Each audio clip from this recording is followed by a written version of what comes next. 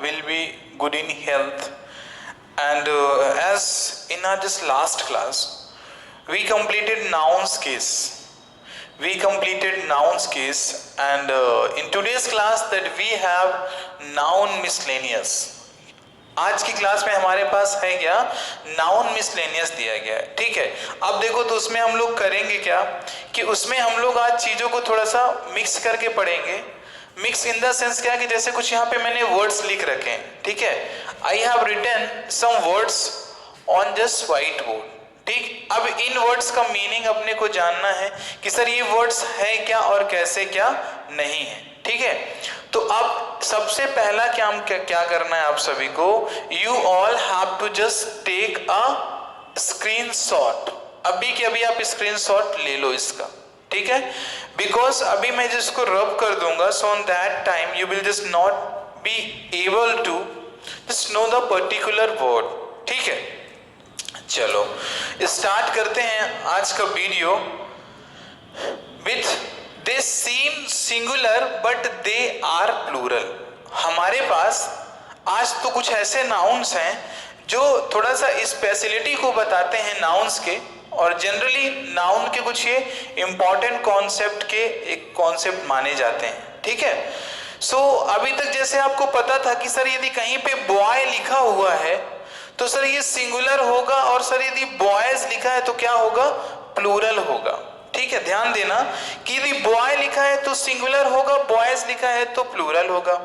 ये तो चलो आपका बहुत ही सिंपल और बहुत ही इजी कॉन्सेप्ट था, लेकिन सर ये जो कुछ सर यहाँ पे ये वर्ड्स दिए गए हैं आपके, जो ये वर्ड्स आपको दिए गए हैं, इन वर्ड्स को that you always have to just keep in your mind, ठीक है। आपको इन शब्दों को अपने दिमाग में ऑलवेज रखना है। तो very first that the word we have this cattle, क्या है, कैटल दिया गया अपने पास। चलो ठीक, अब आप ये बताओ यदि यहां पे लिखा हुआ है CATTLE कैटल, ठीक है। अब कैटल लिखा हुआ है, आप हमें बताओ कि ये सिंगुलर है या प्लूरल, कैसा है, ये सिंगुलर है या प्लूरल है, आप बताएं कि कैसा है, कि ये सिंगुलर है कि प्लूरल है।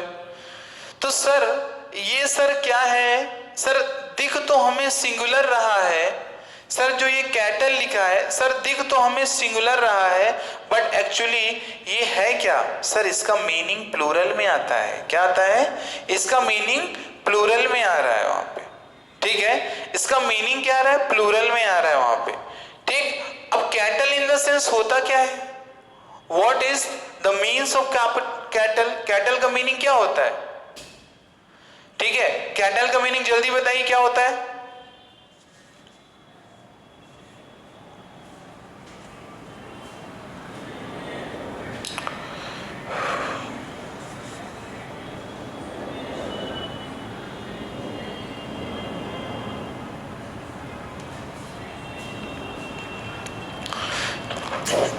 सॉरी थोड़ा सा इनकन्वीनियंस हुआ होगा आपको, due to some emergency I have to just go outside from before the black white board.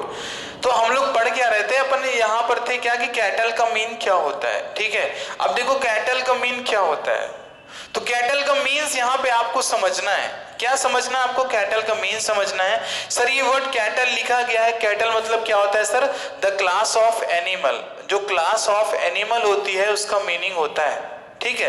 तो अब देखो कहने के लिए तो ये आपको सिंगुलर दिख रहा है, लेकिन ये है क्या, प्लूरल है। तो इसको लिख लेना, सर कैटल हो या इन्फेंट्री हो या सर पोल्ट्री हो या क्लर्जी हो या पीजेंट्री हो या चिल्ड्रेन हो आपका, ठीक है ना, या चिल्ड्रेन हो आपका या जेंट्री हो आपका, ठीक है, और या आपका क्या हो, पुलिस दिया गया हो वहां पे आपका, ठीक है, क्लियर।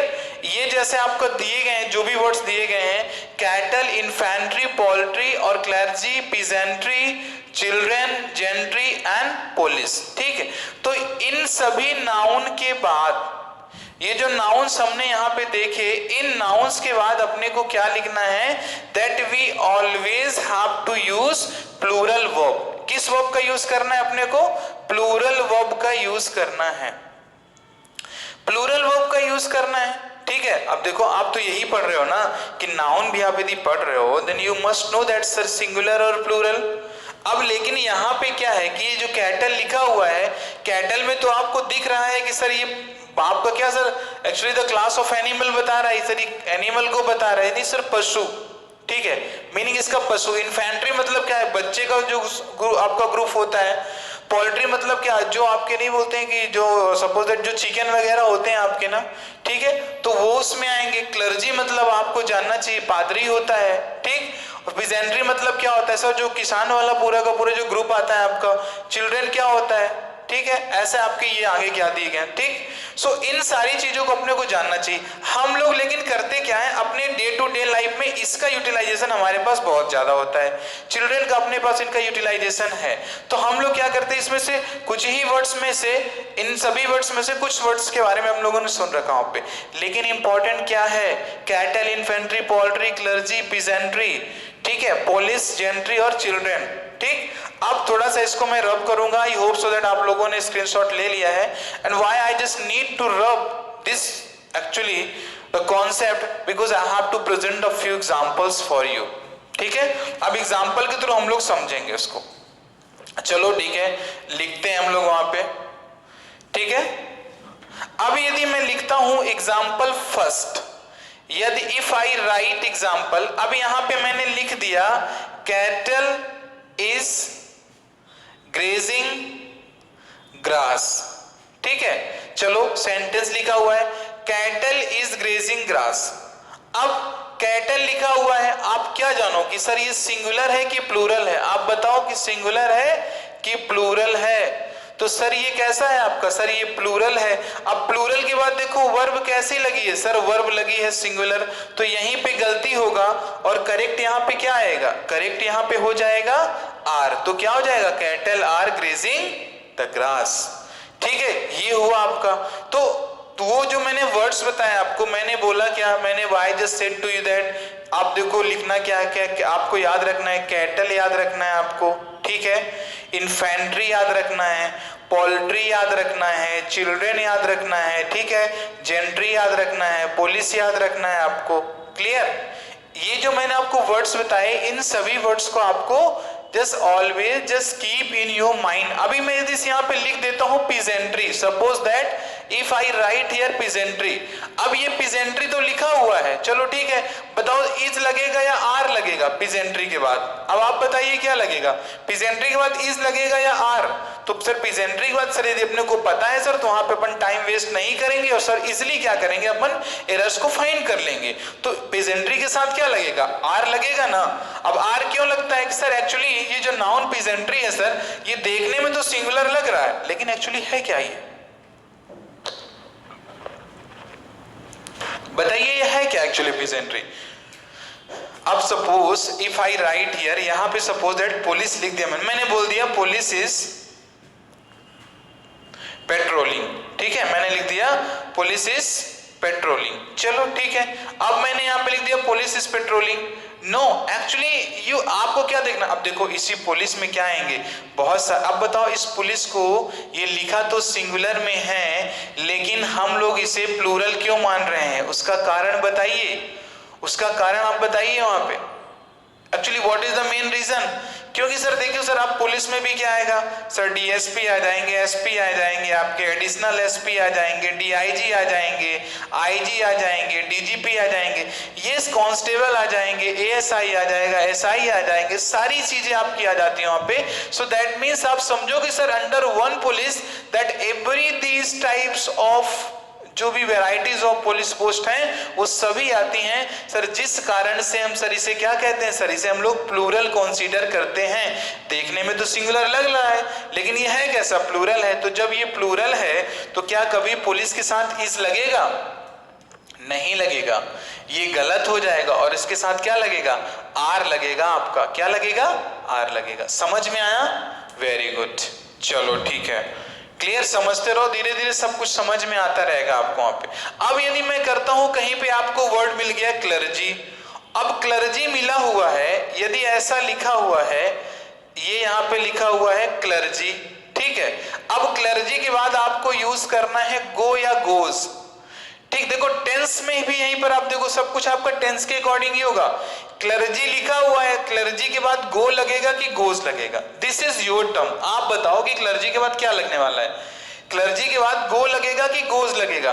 तो सर क्लर्जी के बाद गो लगेगा, क्यों लगेगा, क्योंकि सर ये एक ही सर दिख रहा है सिंगुलर, बट एक्चुअली जो ये रियलिटी में है ये क्या है, ये प्लूरल है। So that's why sir we have to use there go not goes. ठीक, चलो पिजेंट्री में क्या लगेगा, समझ में आया होगा।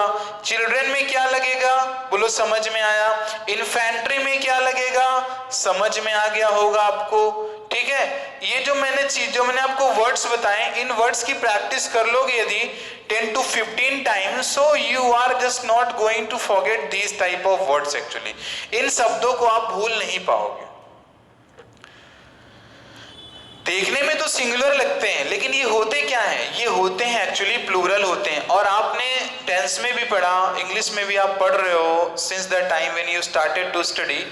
ये नहीं सर, यदि सर सब्जेक्ट प्लूरल है तो वर्ब भी कैसी होगी सर, प्लूरल होनी चाहिए। अब यदि यहाँ पे मैंने इन्फेंट्री लिख दिया है, सपोज यदि मैंने इन्फेंट्री लिख दिया है, तो इन्फेंट्री के साथ आप हैज लगाओगे या हैव लगाओगे, क्या लगाओगे बताओ। इन्फेंट्री के साथ सर हैव लगेगा। तो sir this is actually issue, ये सर हमको इशू है सर, वर्ड्स को अपने को पता करना है।